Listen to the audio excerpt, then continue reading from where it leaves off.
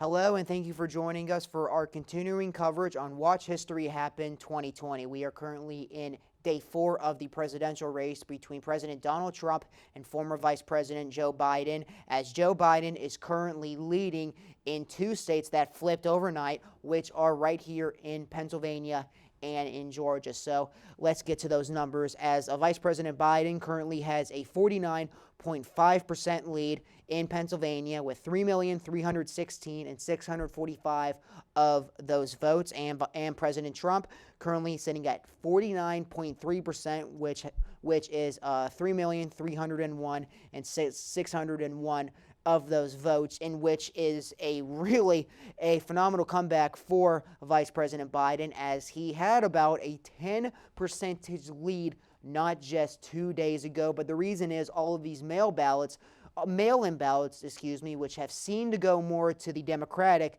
side of things. That is why all these results for the vice president have been coming in right here in the state of Pennsylvania, and it is not over yet, as Allegheny County resumed counting those mail-in ballots earlier today, and they are still in the process of counting those. And as we go down the list, the other state that the former vice president picked up was the state of Georgia, but that race is a lot more closer than the one we are seeing in Pennsylvania, as the vice president with a 49.4% of the vote, which is 2,456,000 and 510 votes at the moment. And then in Georgia, the President Trump has 49.3%, which is 2,442,000 and 599% of the vote. Oh, and by the way, for all you folks at home to know, this is all according to the Associated Press. So as you can see, there is a chance that President Trump could come back and retake Georgia. However, some of these mail-in ballots are still being counted in the state of Georgia, and some of these are in the Atlanta suburbs, which the vice president has had a commanding lead in. And also, here is probably the most interesting state of this whole presidential race, and that is the state of Arizona, in which a state which was called by the Associated Press and Fox News for former Vice President Biden, which angered a lot of Trump supporters because not another network has called the race yet, as Vice President Biden currently sits with 49.9% of the vote. That is 1,572,000 and 346 votes there. And President Trump actually has been gaining ground back in Arizona, as he has 48.7% of the vote, but the president still has a long way to go with 1,533,000 and let me repeat that. I'm sorry if you folks at home got confused. He has 1,535,511 of those votes. So if President Trump wants any chance of getting back into this race, he is going to have to come back and win the state of Arizona, as Vice President Biden currently has 253 electoral votes, and President Trump with 214. So the margin for victory has increased with the vice president's chances, because if he wins Pennsylvania, it's over. And also, if the vice president still does not win Pennsylvania, if the vice president can hold on to Arizona and Nevada, he will be declared the winner, and the narrow for the president is really slim, as he's pretty much going to have to win all of the states that have not been called yet. So we got all you folks catched up on the presidential election, and let's switch over to the Senate races, as with pretty much the only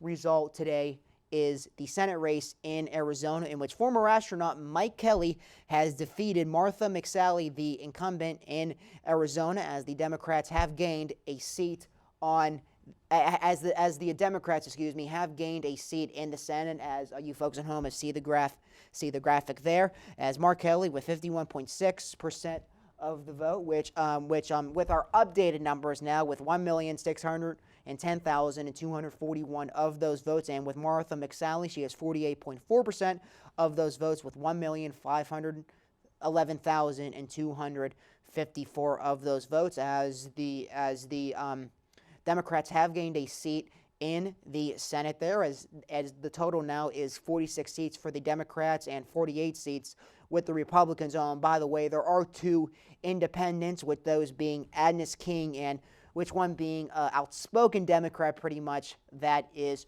Bernie Sanders. So the race in Georgia is going to be so pivotal if the Democrats want any chance of taking over the Senate, in which that the race in Georgia right now for the Senate could potentially go into a runoff.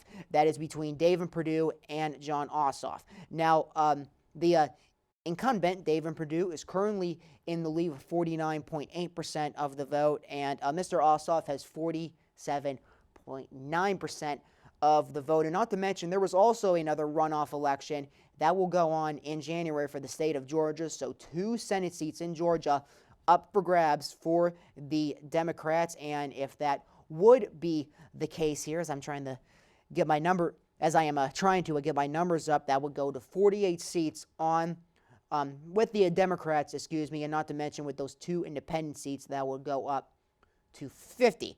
And then also now we did mention yesterday the race in Michigan, in which Gary Peters, a Democrat in the state of Michigan, is declared the winner there with 49.8% of the vote, defeating a Republican challenger, John James, with 48.3% of the vote. And the other key race that still needs to be called in the Senate is in North Carolina, and that is with Thom Tillis, the incumbent, who has 48.7% of the vote at this time, and the Democratic challenger, Cal Cunningham, has 46.9% of that vote. And there actually also is a race going on in Alaska with Dan Sullivan and Al Gross. Sullivan, the Republican, with 62.3% of the vote, and then you have Al Gross with 32.1% of the vote. Now, Alaska does kind of lean more towards the right there, so it is most likely that Dan Sullivan, and it is not confirmed or denied by us,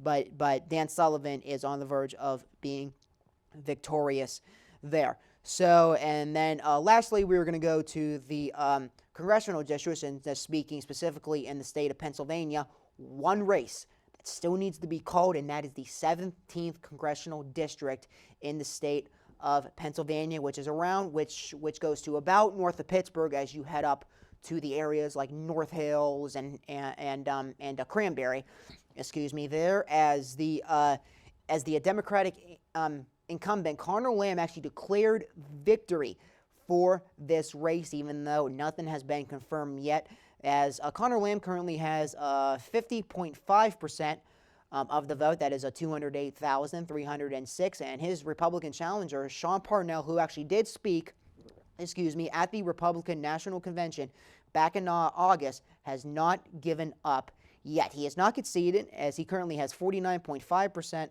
of the vote, and then 203,979. So interesting to see if the 17th congressional district will stay blue or if it will shift to red. We knew coming in that this was going to be a competitive race, and it sure has been that. And then another result coming out statewide, the Attorney General race has been called, and that is with Democratic incumbent, Josh Shapiro, being declared the winner there in the Attorney General race with 50.46% of the vote, and these are according to WTAE with a 3,325,665%. No, not a percentage, just the total votes, as he is beating a Republican challenger, Heather Heidelberg, with 46.75% of the vote, with 3,081,436% of those votes. So that's pretty much all the I'm sorry, folks. So that is pretty much all of the races that we have for you to catch up on. But as Joe Biden is on the cusp of becoming the 46th president of the United States, a big policy that has been up for debate in this election is the Affordable Care Act, especially with the confirmation by President Trump from Amy Coney Barrett to the Supreme Court, as Republicans now have a 6-3 majority on the court, and a lot of Democrats fear that the Affordable Care Act could get overturned. But I want to show you folks a clip of my discussion that I had with a Republican challenger for the 18th congressional district, Luke Negron. Now, Negron did lose this election to the incumbent Democrat, Mike Doyle, for the 18th congressional district. But I want you folks to get a clip on what Mr. Negron had to say about the Affordable Care Act. So take a look. I want to shift gears to some policies, and the first one that is up for discussion with this election with Amy Coney Barrett and the Supreme Court is the Affordable Care Act. Yeah. Something that Congressman Doyle has supported. So what is your stance on that? Yeah, so the ACA, actually something that not everyone knows is Representative Doyle was really one of the deciding votes in what I would call shoving this down the throat of the American people. So if we look at national polls at the time that the ACA was passed, the ACA was not wanted by the majority of Americans, and yet Congress forced it to happen. They kind of forced the hand of the American people. So here's what I tell people. I believe that the right gets some talking points wrong when they talk about centralized healthcare or Obamacare, and I believe that the left gets a lot wrong. So on the right, what we see is people saying, look, our healthcare is fine, just leave it alone, it's good. I don't think it's fine. I think American healthcare is broken. But then on the left, they say, so we've got this problem that the government created, which is high prices and inaccessible healthcare. And they say, so if the government created this problem, now let's give all the power to the government and they'll fix it all. And I say, wait, the government created this problem through what we have now. This is why I say healthcare is broken.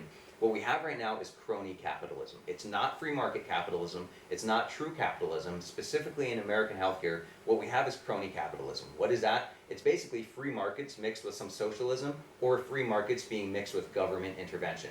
We see that the government is the number one, by far, the number one buyer and consumer of American healthcare. What does that mean? It means the government is able to pay, let's just say, for example, say $5 for a medical treatment, for a pill.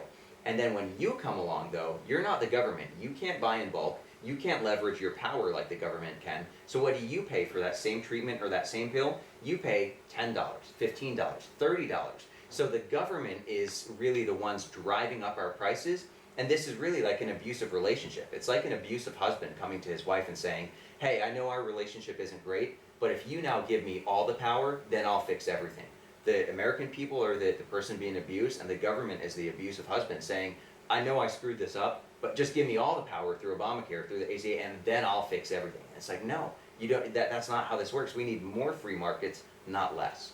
Okay, well, it is interesting that you do bring that up, Lou, because actually, according to the American Journal of Medicine, in 2009, the medical costs were the reason for 62% of bankruptcies in the United States, and also people who have pre-existing conditions, need to rely now on the Affordable Care Act because they were never able to get insurance before. So what would you say to people who rely on the Affordable Care Act for their health care, who maybe cannot afford it, and especially the people who have pre-existing conditions? Yeah, so right now there's actually only about between 8 and 12 million people, Americans, who rely on the ACA. The rest are on, they like to group in several, tens of millions above that. Those are people on Medicare and Medicaid, not the ACA. So that's a number that you didn't cite, but that I've heard cited a lot. It's often misunderstood. There's actually very, very few who are specifically on the ACA. And then when we get to pre-existing conditions, the ACA does not cover all pre-existing conditions. I actually just talked to a mother who has a daughter with a pre-existing condition, and she pulled me aside specifically because she knows about my viewpoints and how I talk about the ACA, and she said, I want to make it clear to you, the ACA says that they care about pre-existing conditions. We have it, they don't cover my daughter. And here's how it works. If you don't identify a pre-existing condition in the first 6 weeks, you're not covered under the ACA. So she said, this is the pot that we fell into, and now we're screwed. We have nothing. So they love to tout this as a talking point on the left, and it's not entirely honest. It's not entirely true. And then on top of that, I'd say, yeah, I mean, it's not surprising to me that a lot of people struggle paying these medical bills, because really what happens is you're taxed twice. You're taxed once for a system like the ACA, and then the second tax is a hidden tax, what we were talking about, where the government gets that discounted rate. They get to pay $5 for a treatment, but you, the private consumer, your medical bills are much higher than that because you're making up for the difference for that government discounted price. Does that make sense? So it doesn't surprise me that a lot of people are having trouble paying bills. I just think we need to be specific with who's to blame here, and it's the government primarily.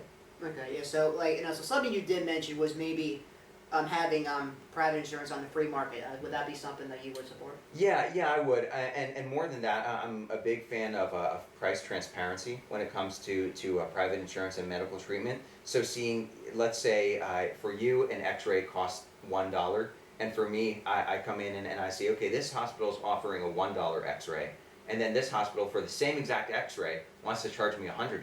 This is actually essentially happening behind the scenes right now. We see this happening with health insurers because your average America doesn't have the time or knowledge to go around comparing prices for X-rays and for treatments. So we need price transparency. That's another thing that I think could be brought into the free market, but it's not the government being the primary driver of the free market. And the free market, I believe, drives excellence, it drives accessibility, and it's going to drive better treatment.